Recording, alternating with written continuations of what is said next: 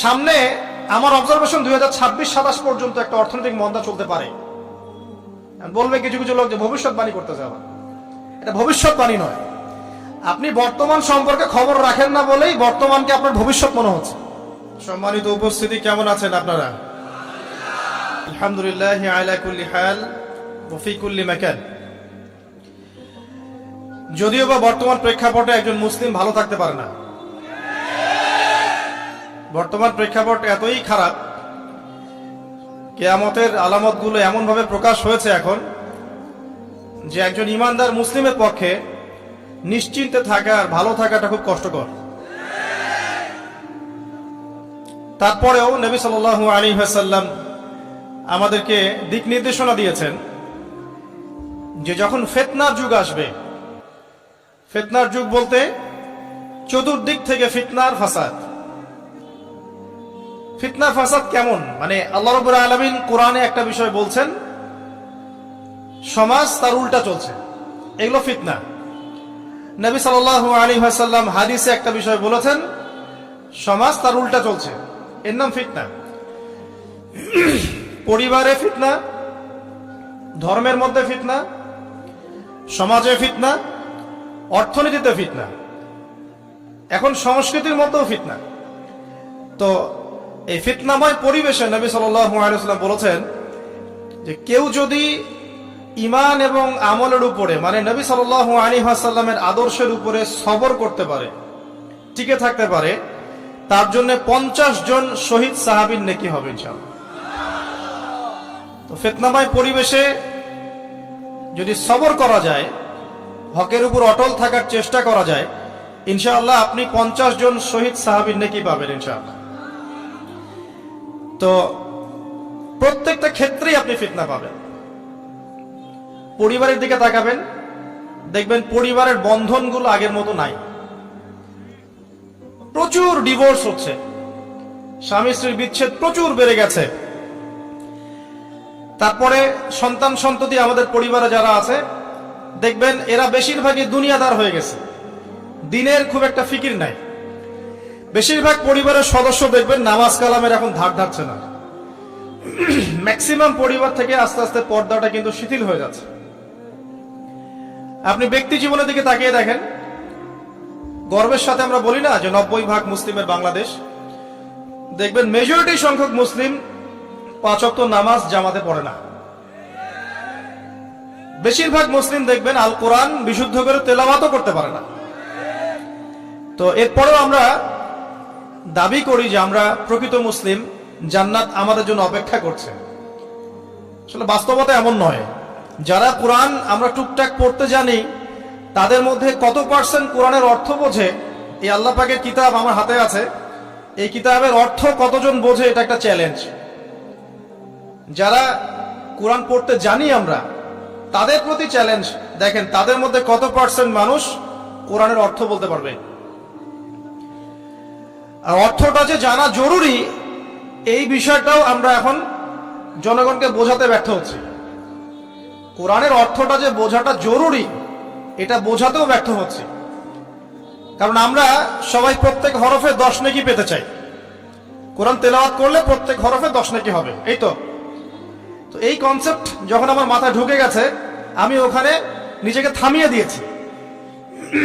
অর্থ বুঝে গবেষণা করলে এবং কোরআন কেন্দ্রিক জীবন ব্যবস্থা গড়লে যে আরো বেশি নেকি হয়, এটা আমার মাথায় নাই।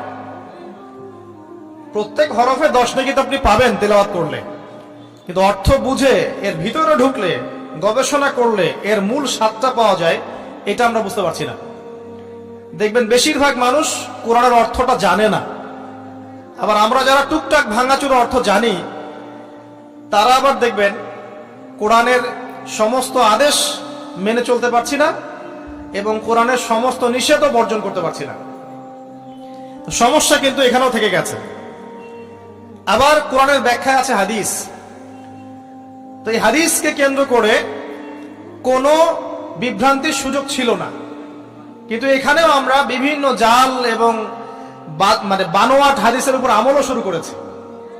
হাদিসের নামে এমন অনেক কিছুই চলছে সমাজে যেগুলোর সাথে হাদিসের কোনো সম্পর্ক নাই। আমি বলতে চাচ্ছি যে হাদিসের নামে আবার সমাজে এমন অনেক আমল চালু আছে যেগুলোর সাথে আবার হাদিসের কোনো সম্পর্ক নাই। তো দেখুন, ধর্মের মধ্যে সমস্যা থেকে গেছে। আবার আমরা সবাই মুসলিম, আমাদের সবার ইউনাইটেড থাকার কথা। মুসলিম একটা জাতি, তাদের আল্লাহ একজন, রাসূল একজন, কিবলা এক, তাদের সবার মধ্যে একটা ইউনিটির কথা ছিল। কিন্তু আমরা ধর্মতাত্ত্বিক ভাবে এবং পলিটিক্যালি আমরা বিভিন্ন দলে বিভক্ত এবং আপসের মধ্যে মিল মহব্বত কম। বাইরে হয়তো আমরা বলি যে আমি একজন ধর্মতাত্ত্বিক দলের সদস্য, সে আরেকটা ধর্মতাত্ত্বিক সংগঠনের সদস্য, সে আরেকটা মানহাজ ফলো করে, সে আরেক জামায়াতের, সে আরেক তরিকার ইত্যাদি। আমরা সবাই এক, যদি আমরা বাইরেই কথাটা বলি, কিন্তু অন্তর থেকে কিন্তু আমাদের এই বিষয়টা আসছে না। যদি আসতো তাহলে উম্মার আজকে এই অবস্থা হতো না। তো দেখুন, ধর্মকেন্দ্রিক অনেক প্রবলেম থেকে গেছে এখন। আবার আল্লাহ রাসূল সাল্লাল্লাহু আলাইহি ওয়াসাল্লাম হাদিসের মধ্যে এবং আল্লাহ পাক কোরআনের মধ্যে ধর্ম নিয়ে বাড়াবাড়ি করতে নিষেধ করেছেন। ধর্ম নিয়ে বাড়াবাড়ি করো না, তোমরা নিজেদের ধর্ম পালন করো। তা আমরা নিজের ধর্ম যতটা না পালন করি, অন্যের ধর্মের দিকে আঙ্গুলটা তার চেয়ে বেশি তুলি। আমরা আগে নিজের রিলিজিয়নটাকে ঠিক মতো পালন করি, দেখবেন সমাজ ঠিকই পরিবর্তন হয়ে গেছে ইনশাআল্লাহ। তো আমি একটা ধর্ম পালন করি বলে অন্য ধর্মের মানুষের প্রতি বিদ্বেষ পোষণ করতে হবে বা তাদের উপর ঘৃণার মনোভাব প্রকাশ করতে হবে, এটা আল্লাহ পাক শেখান নাই, তার রাসূল শেখান নাই। আল্লাহ এবং তার রাসূল কি শিখিয়েছেন? ইসলামের সত্য বিষয়টাকে আপনি সবার সামনে উপস্থাপন করবেন, যার ইচ্ছা হবে সে কবুল করবে, যার ইচ্ছা হবে সে অস্বীকার করবে। যার যার কবরে শেষে যাবে, যার যার হিসেব শেষে দিবে। চাপিয়ে দেওয়ার সিস্টেমটা ইসলামের মধ্যে নাই। এখন আসেন, পরিবারের আপনাকে ফেতনা কিছু বললাম, অর্থনীতির জীবনে যাবেন, ব্যবসা বাণিজ্যের মধ্যে যান, দেখেন বেশিরভাগ কালোবাজারি করছে, সিন্ডিকেট করছে, মজুদদার মাপে কম দিচ্ছে, জনগণকে ঠকাচ্ছে, করছে না? এগুলো পলিটিক্যাল ফিতনা, এগুলো ইকোনমিক্যাল ফিতনা। তারপরে আপনি আরো দেখবেন ইকোনমিক সেক্টরে রিবা ভর্তি, সুদ রিবা মানে কি? সুদ, রিবা দিয়ে ভর্তি, ঘুষ ছাড়া কাজ হচ্ছে না। ঠিক আছে, অন্যের সম্পদ আত্মসাৎ না করলে আমাদের পেটের ভাত হজম হচ্ছে না। তো এই যে দুর্নীতি বলেন, ঘুষ বলেন, রিবা বা সুদ বলেন, হ্যাঁ, তারপরে কালো বাজারি বলেন, কালো টাকা সাদা করার টেন্ডেন্সি বলেন, পাচার বলেন, সবগুলো অর্থনৈতিক ফিতনা। এগুলো হচ্ছে কি? অর্থনৈতিক ফিতনা। আর বিশ্বের ফিতনা তো পরে, ওটা তো বলার অপেক্ষা রাখে না। মানে বিশ্বের সবচেয়ে বড় ফিতনা ছিল দ্বিতীয় বিশ্বযুদ্ধ, তার আগে একটা হয়েছে প্রথম বিশ্বযুদ্ধ, যেখানে প্রায় কয়েক কোটি মানুষ মারা গেছে, আর সেকেন্ড ওয়ার্ল্ড ওয়ারে আরো বেশি মানুষ মারা গেছে। তো এখন বিশ্বকে ঠেলে দেওয়া হচ্ছে একটা থার্ড ওয়ার্ল্ড ওয়ারের দিকে। মানে যে কোনো সময় একটা তৃতীয় বিশ্বযুদ্ধের আশঙ্কা করছেন এখনকার যারা মিলিটারি অ্যাফেয়ার্স নিয়ে পড়াশোনা করেন, ওয়ার্ল্ড অ্যাফেয়ার্স নিয়ে পড়াশোনা করেন, তারা এগুলো বলতে পারবেন ভালো। বিশ্বকে একটা খাদ্য মন্দার দিকে ঠেলে দেওয়া হচ্ছে, বিশ্বকে একটা দুর্ভিক্ষের দিকে ঠেলে দেওয়া হচ্ছে, এবং মহামারীর মধ্য দিয়ে অলরেডি কিন্তু আমাদের বিভিন্ন দেশের ইকোনমিক অবস্থা ভালো না। তার উপরে খাদ্য সংকট, তার উপরে যে বৈশ্বিক যুদ্ধগুলো, আমদানি রপ্তানি বন্ধ হয়ে যাচ্ছে, তেল গ্যাসের দাম বেড়ে যাচ্ছে, জনগণ হাহাকার করছে।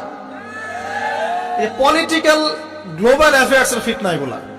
তা আপনাকে এই জন্যই প্রথমে একটা কথা বললাম যে ফিতনাময় একটা পরিবেশে একজন মুমিন যার অন্তর্দৃষ্টি আছে, যে কোরআন এবং সুন্নাহ দিয়ে এই বিশ্বের এই রহস্যগুলো উদ্ঘাটন করতে পারে, সে ভালো থাকতে পারে না।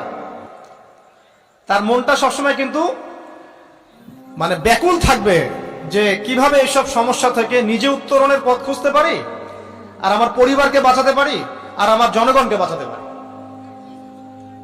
আর যদি আপনি আত্মকেন্দ্রিক হন, স্বার্থপর হন, তাহলে নিজের চটকায় তেল দিবেন, নিজে ভালো থাকলেই বাপের নাম। তো দেখুন, এই জামানার কথাই নবীজি বলছেন সাল্লাল্লাহু আলাইহি ওয়াসাল্লাম, তোমাদের সামনে এমন একটা যুগ আসছে, নবীজি বলছেন জামানা সাবরিন, কঠিন জামানা, যে জামানায় ঈমান নিয়ে চলাটা হবে হাতের মধ্যে আগুন নিয়ে চলার মতো। নবীজি বলছেন ওই সময়ে, সাহাবী জিজ্ঞাসা করছেন, ইয়া রাসূলুল্লাহ, আমি ওই সময় কি করব?